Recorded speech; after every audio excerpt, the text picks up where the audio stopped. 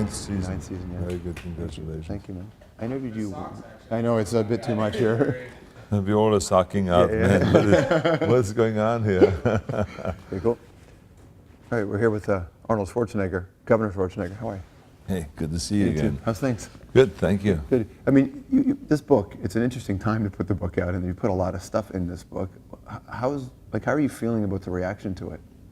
Well, I think the reaction has been terrific so far, and of course, at the beginning, people pick up more on one chapter that is called The Secret, which has more the scandal in it. Yeah. But that's human nature, that in the beginning they jump on that, and then eventually they read through it and they realize that the book is a great immigrant story. But you know that once you put that secret chapter in there, that this is going to be the focus point. Once you make this public, in your own words, did you have to tell them beforehand you were doing this? I don't just mean with Maria, but I mean with the kids and everybody. Oh yeah, absolutely. Look, this is a very, very difficult process. I mean, it's first of all to go to your kids and to talk about the mistake that you made in the first place.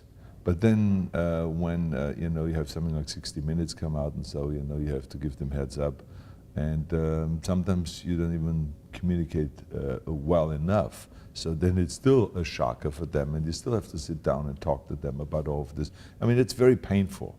It's very painful, but they understand. And they're good with that. Yeah, well, they don't like it. They'd rather have this problem never having been there in the first place. They prefer that, but since the mistake was made, that's the way we have to deal with it. Where do you think it comes from in you, this idea that you'd never looked back, that it's always about the next accomplishment? I think it has to do with maybe the way I grew up in a poor country in Austria, that I never really wanted to look back. It could be that my upbringing was really tough. My father was very physical.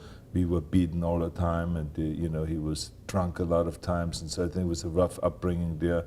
Fights between my father and my mother and all this, so maybe I wanted to run from that. Maybe it is just because I was just overly ambitious, and I always kind of found great joy in creating a vision and a dream and then go after it and turn this vision into reality. I was gifted with something that very few people are gifted with, and that is that I can very clearly see my goal. I mean, I have a vision, I have a dream, and it's so clear in front of it. It's not just disappears and it's vague or anything like that. It's very clear there. I mean, I saw myself very clearly standing on a stage in London at the Mr. Universe contest and receiving this trophy and being hailed and crowned as the Mr. Universe. Mm-hmm. And so I chased that vision, I mean, relentlessly.